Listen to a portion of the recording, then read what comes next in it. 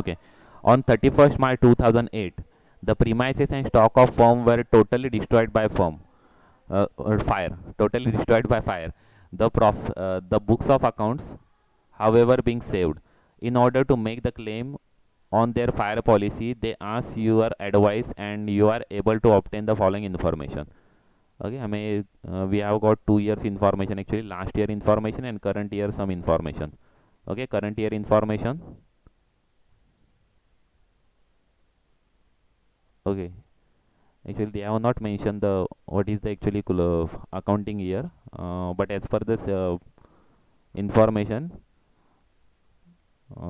31st December is the closing date of your accounts. Okay, क्योंकि 31st मार्च 2008 को fire awkward हुआ है, मतलब एक्चुअली 31st दिसंबर ही क्लोजिंग ईयर रहेगा.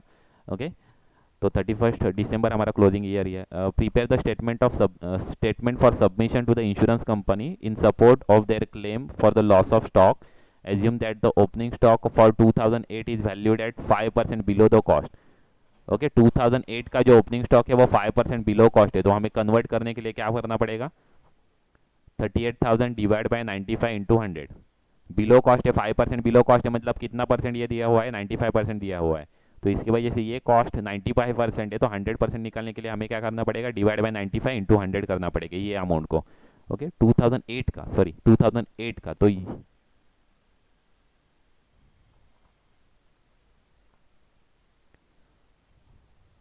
ओके, ये वाला ही 2008 का जो ओपनिंग स्टॉक है वो. ओके, तो ये हमें कन्वर्ट करना पड़ेगा. 5% मतलब 39,900 डिवाइड बाय 95 इंटू 100. तो हम निकालते हैं यहाँ पर एक्चुअली. तो उसका भी एक्चुअली वर्किंग नोट हमें करना पड़ेगा. एक्चुअली उसका भी वर्किंग नोट यहाँ पर करना पड़ेगा. Calculation of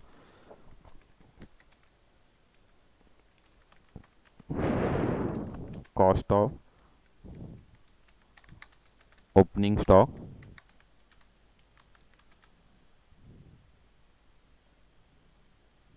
of 2008. ओके, ऐसे हम एक्चुअली वर्किंग नोट में मेंशन कर देंगे. ओके, उसके बाद में यहाँ पर निकाल देंगे एक्चुअली कितना है? 39,900 डिवाइड बाय 95 इंटू 100, 42,000 आ रहा है एक्चुअली. अभी यहाँ पर मैं एक्चुअली ये यूज़ कर रहा हूँ ना, अपना एक्सेल यूज़ कर रहा हूँ, इसकी वजह से मैं एक्चुअली फार्मूला वो दिखा नहीं पा रहा हूँ, लेकिन आप वो शो कर देंगे एक्चुअली वर्किंग नोट में, आप नोटबुक में शो कर देंगे. 39,900 डिवाइड बाय 95 इंटू 100 ऐसे शो कर दोगे, और नीचे आप आंसर लिख दोगे 42,000. तो ये 42,000 हम अप्लाई कर देंगे मेमोरेंडम ट्रेडिंग अकाउंट को. ओके, अभी पूरे प्रॉब्लम में आपने देखा तो आपको ये नहीं दिया हुआ है, ग्रॉस प्रॉफिट दिया हुआ है क्या? नहीं. जिस प्रॉब्लम में ग्रॉस प्रॉफिट देते नहीं है उस प्रॉब्लम में हमें लास्ट ईयर का इन्फॉर्मेशन दिया रहता है ट्रेडिंग अकाउंट प्रिपेयर करने के लिए. तो हम यहाँ पर अभी पहले ट्रेडिंग अकाउंट हम प्रिपेयर कर देंगे. ओके, पहले हम ट्रेडिंग अकाउंट हम प्रिपेयर कर देंगे. Trading account for the year ended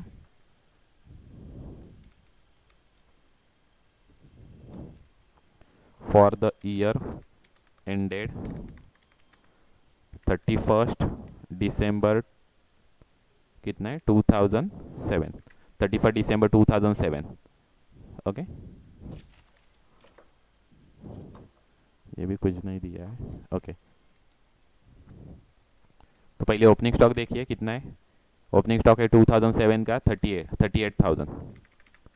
okay, next 2007 का परचेसेस कितना है? तो ये परचेसेस लेस रिटर्न दिया हुआ है, मतलब नेट परचेसेस उन्होंने दिया हुआ है. तो यहाँ पर परचेसेस लिखते समय हम सिर्फ नेट परचेसेस लिखेंगे.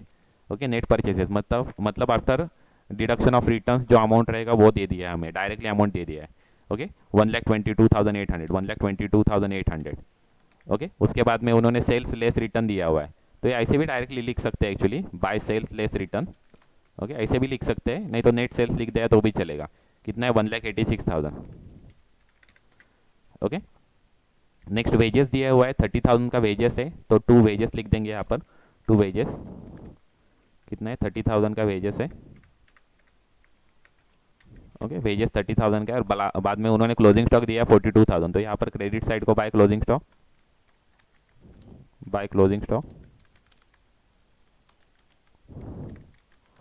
कितना दिया है? Closing stock 42,000.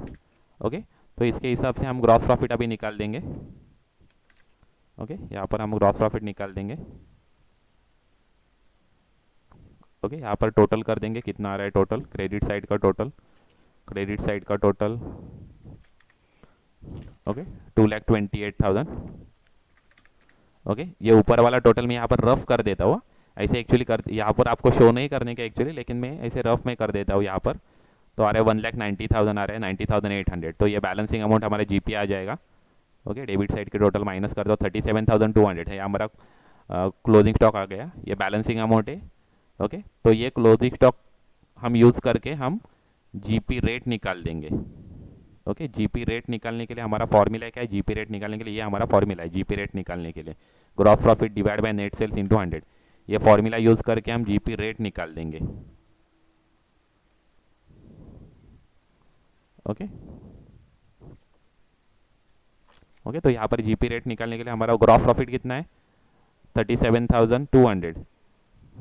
Okay, divide by net sales 1,86,000 into 100, ये फॉर्मूला यूज़ करके हम यहाँ पर जीपी रेट निकालते हैं। ओके, तो जीपी रेट आ रहा है एक्चुअली 20% आ रहा है। ओके 20%। ओके, तो हमारा ये आंसर आ गया 20%। अभी ये 20% हम कहाँ पर अप्लाई करेंगे, मेमोरेंडम ट्रेडिंग अकाउंट को। तो अभी यहाँ पर मेमोरेंडम ट्रेडिंग अकाउंट हम प्रिपेयर कर देंगे। ओके, यहाँ पर अभी मेमोरेंडम ट्रेडिंग अकाउंट हम प्रिपेयर कर देंगे। एक्चुअली अब बोनफायर नहीं है, एक्चुअली पार्टी का नाम क्या है वो लिखना पड़ेगा। एक्चुअली क्या नाम है, नाम नहीं दिया हुआ है। ओके ठीक है, मैं यहाँ पर अभी मेमोरेंडम ट्रेडिंग अकाउंट अभी प्रिपेयर कर देता हूँ। ये ट्रेडिंग अकाउंट नहीं आएगा, मेमोरेंडम ट्रेडिंग अकाउंट आएगा, मेमो।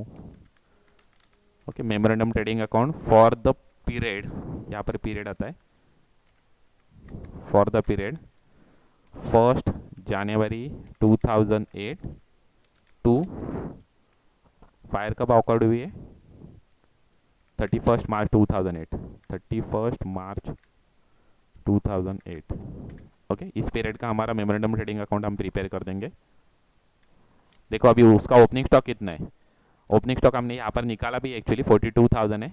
ओके, तो ये 42,000 यहाँ पर आ जाएगा, 42,000। Okay, net purchases, net purchases उन्होंने दिया हुआ है यहाँ पर 42,000 है net purchases, 42,000। Next wages, sorry sales दिया हुआ है 75,000, तो सेल्स 75,000। नेक्स्ट वेजेस 11,000 है वेजेस, तो wages 11,000। Okay, wages 11,000।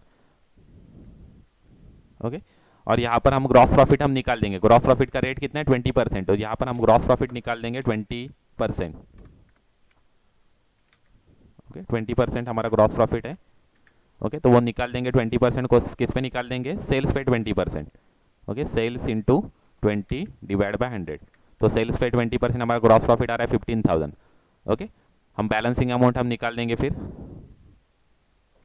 Okay, balancing amount हम निकाल देंगे। बैलेंसिंग अमाउंट क्या आएगा, कॉस्ट क्लोजिंग स्टॉक आएगा, बैलेंसिंग अमाउंट क्लोजिंग स्टॉक आएगा, टोटल आ रहा है 1 लाख रुपीज़, तो बैलेंसिंग अमाउंट 25,000 रुपीज़ आएगा। ओके, बैलेंसिंग अमाउंट 25,000, ये हमारा फाइनल बैलेंस है। ओके, ये फाइनल बैलेंस है हमारा 25,000। तो stock on date of fire कितना है, 25,000। Okay, stock on date of fire कितना है, 25,000। हमारा फर्स्ट स्टेप का ये आंसर आ गया। Okay, stock on date of fire 25,000। Sir 11,000 है, तुम्ही 1,000 लिहिले sir. Okay okay okay, 11,000। Okay, तो 1,10,000 म्हणजे 35,000 येईल।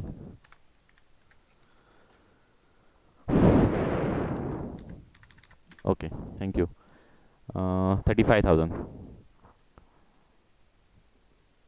ओके, ग्रॉस प्रॉफिटमध्ये काही चेंजेस होणार नाही, 35,000 येतील, म्हणजे आपला stock on date of fire येईल 35,000। Okay, next calculation of loss by fire. Loss by फायरमध्ये आपल्याला सेम फॉर्म्युला आपल्याला यूज करायचा आहे। Calculation of loss by fire is equal to stock on date of fire किती आहे, 35,000 minus salvage value.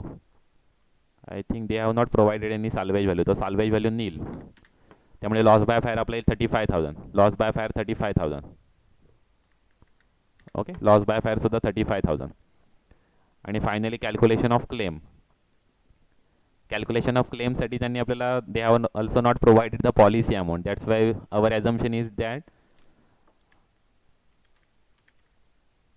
there is actually under insurance or par insurance. Okay, so for calculation of claim we can directly say that claim is equal to loss by fire. So claim is equal to rupees 35,000.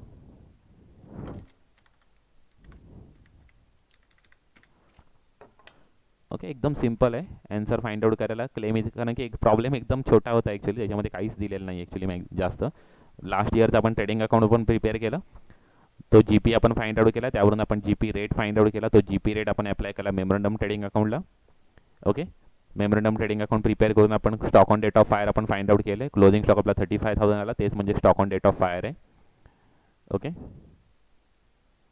1,10,000 1,10,000. Okay okay, next आपण calculation of loss by fire आपण केलं. Loss by फायरसाठी आपल्याला stock on date of fire minus salvage value, पण current प्रॉब्लेममध्ये salvage व्हॅल्यूसुद्धा त्यांनी provide केलेलं नाही आहे. ओके, त्यामुळे आपल्याला काय झालं, साल्वेज व्हॅल्यू प्रोव्हाइड न केल्यामुळे आपल्याला काय आन्सर आलं, साल्वेज व्हॅल्यू 0 केली, त्यामुळे लॉस बाय फायर 35,000 आली. ओके, फायनली आपला कॅल्क्युलेशन ऑफ क्लेम. आता प्रॉब्लेममध्ये पॉलिसी अमाऊंटसुद्धा दिलेलं नाही आहे, प्रॉब्लेममध्ये पॉलिसी अमाऊंटसुद्धा दिलेलं नाही आहे, त्यामुळे आपल्याला आपला असा ॲझम्पशन आहे there is par or over insurance, म्हणजे तिथे अंडर इन्शुरन्स नाही आहे आणि ॲव्हरेज पॉलिसीसुद्धा अप्लाय होणार नाही आहे. ओके, ॲव्हरेज क्लेम अप्लाय होणार नाही आहे. ओके, त्यामुळे आपला फॉर्म्युला आपण यूज करतो claim is equal to loss by fire, therefore claim is equal to 35,000. Okay, आपण आन्सर मेन्शन केलं, एकदम सिम्पल प्रॉब्लेम होता. ओके, काही कोणाला कन्फ्युजन आहे या प्रॉब्लेममध्ये?